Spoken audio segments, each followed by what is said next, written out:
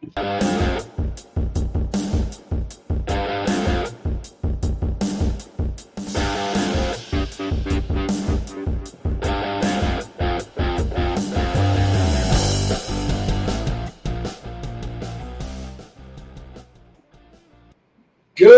morning, hockey fans. This is Stephen Heisler with my co-host Eric Ballard. You are watching the Junior Hockey Morning Show. We are on the World Sports Broadcasting Network. That is WSBN.TV, Facebook, X, YouTube, wherever else we are. Junior Hockey Discussion Group. Is it working now still? Beauty. Today, Ballard and I are going to go to another round of pick'ems.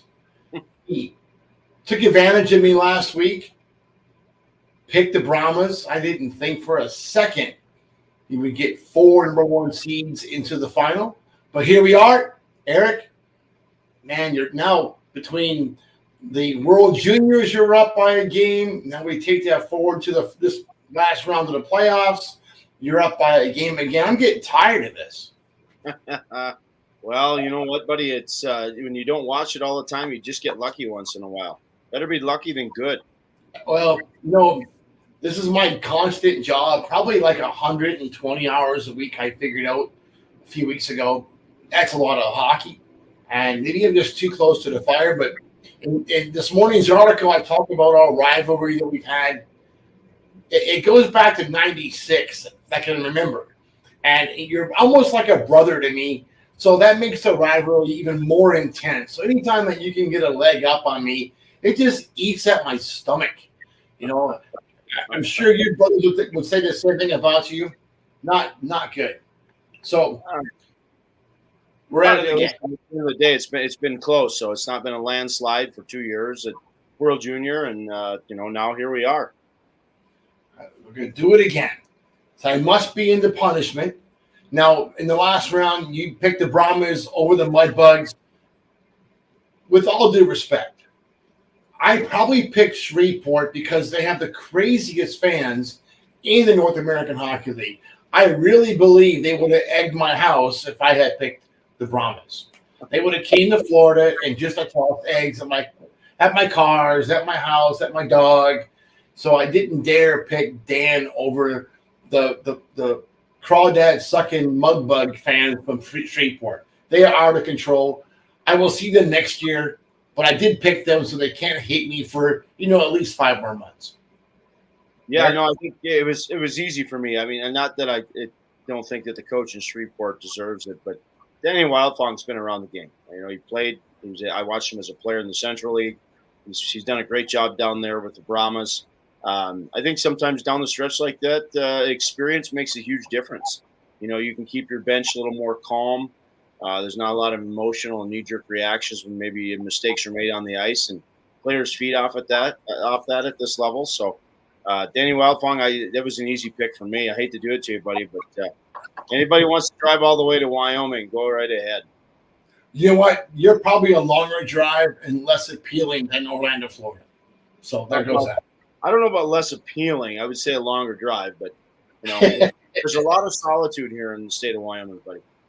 Absolutely. And how are the mud bugs? I mean, the flying mosquitoes in Wyoming, are they as thick as they were in Alaska? We don't. We're in a mountain town here, so we're on the western side of the state. We, of course, there's mosquitoes here, but it's not like normal. I'm from Minnesota, right? Like I know what they're like, and but.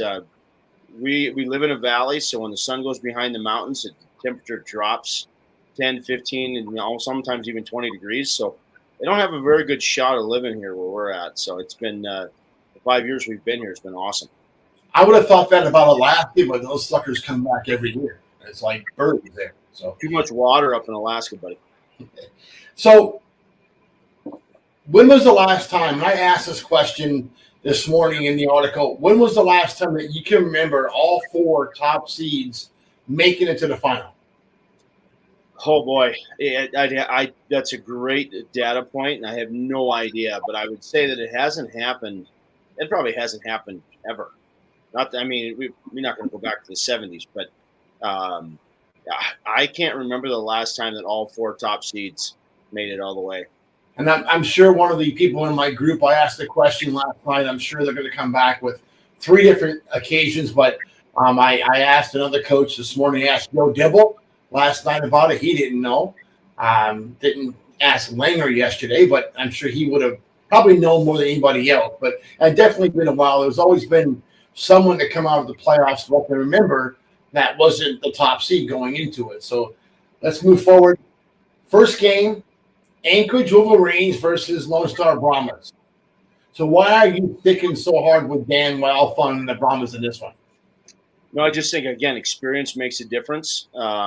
Again, this could go either way. I believe that Trupp's doing a great job in Anchorage with the Wolverines.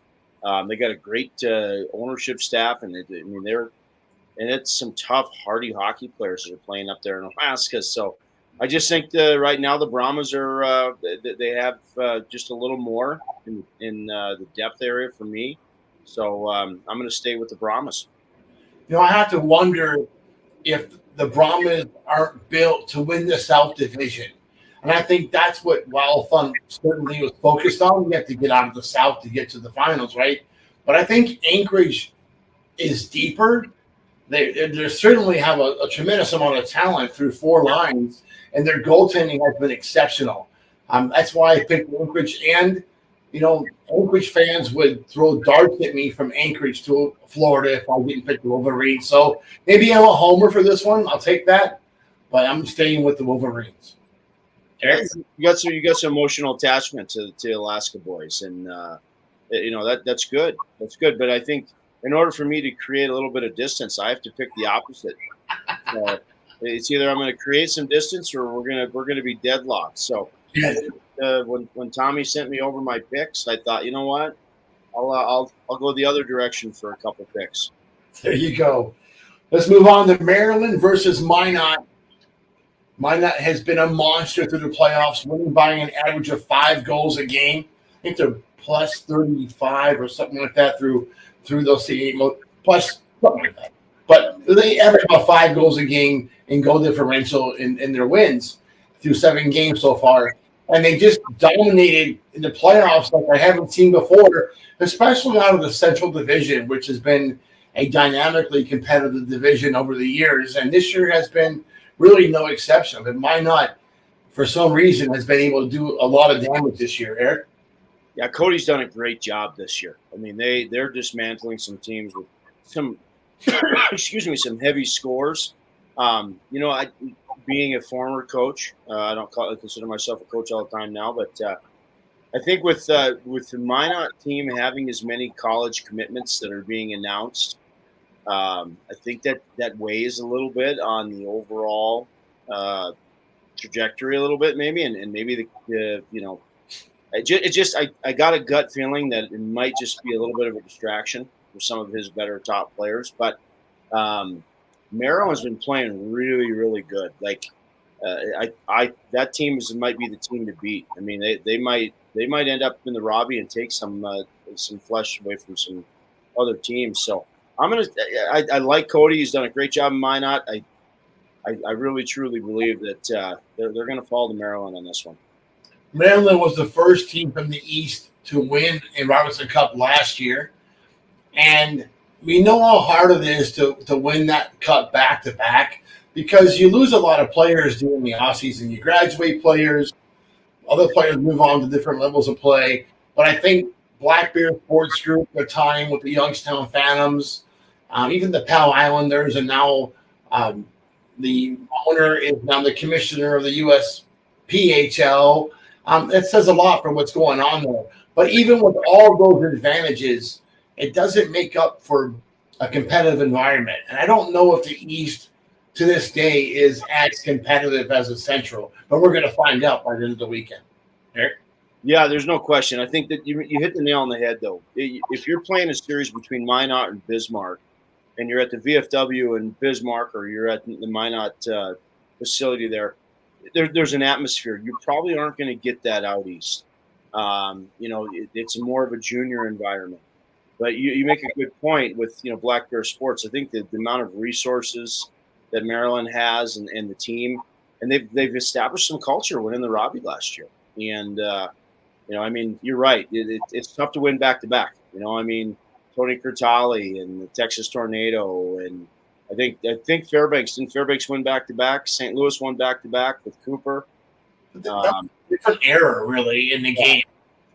So much has changed. The NCDC, more competition on the BCHL, really attacking the NAHL as far as player talent is concerned. There's a lot going on in the game right now, so to able to maintain that for 2 years in a row is a heck of an accomplishment. I commend them for even getting this far. I mean, they had a tough series against the Maine Nordiques. Nick Skurlock's team put up a heck of a fight. Kind of ran into a mess with goaltending in Sunday's Game 5 to help Maryland advance, but Maryland needed all 5 of those games, and that says a lot. Where Minot just literally roll through the division. So it's going to be a heck of a series. Eric, the North American Hockey League has moved forward this year. We added 3 new teams. A lot of coaching changes in the last month. How do you feel about the really future of the league right now with all the expansion? There's obviously a need for it, with more colleges popping up, and not so much NCAA Division I, Division III, but a lot of ACHA schools. I think the demand is there. I was surprised to see that much expansion this year in the NAHL. I really was, between Watertown and I think one team out east, and which is great. I think the more non-pay-to-play programs out there that legitimately put players in collegiate programs and ACHA teams, I think it's great for the game. I really do. And you know what? It's spread out from coast to coast. I don't know if it'll ever end up back on the West Coast again.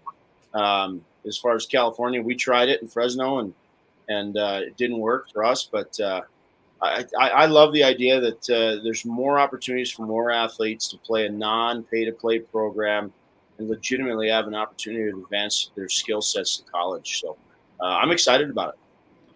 I think we'll see more. I've heard rumblings about splitting it in half into 8 divisions, possibly Alaska having their own division. I think that makes a lot of sense. It's going to reduce some travel costs a little bit for guys. And, it's really going to pound home those close by rivalries. And I think that's going to be good for the game. So we'll see how that materializes over the next probably 24 months. A lot of rumors circulating around junior hockey right now about more free-to-play teams, even a couple of different free-to-play leagues. And I think that's good for hockey. And again, like you said, more free-to-play means less pay-to-play. And God knows we need a lot less pay-to-play. There's no question, too. And I think the North American Hockey League, Mark Frankefeld and his group, they've established a pretty good, platform, if you will. You can't get into the North American Hockey League on a shoestring budget, and you can't operate if you're not a legitimate owner. And I think, you remember back 5, 6, 7 years ago, maybe even up to 10 years ago, you had some people that bought junior teams just for the novelty of having junior teams when they were not good operators. And the product for the kids and the quality of the equipment and the travel and the meals and just the list goes on and on. So I think if you're buying a franchise in the North American Hockey League right now, there's a lot of skin in the game. So these operators are doing a good job. And again, I'm excited about junior hockey in the U.S. I've always been a junior hockey guy since you and I met in '96. So I'm pretty excited to see kind of how this turns out the next 3 to 4 years. You never know. Maybe you need to buy a team and rehire me. Nope. You know what? I tried to get you a job last week, but you didn't want to stay. You want to stay home with mommy, so I caught that. Folks, until tomorrow, hope that you have a great day in hockey and enjoy your coffee. Tommy, I did it backwards again.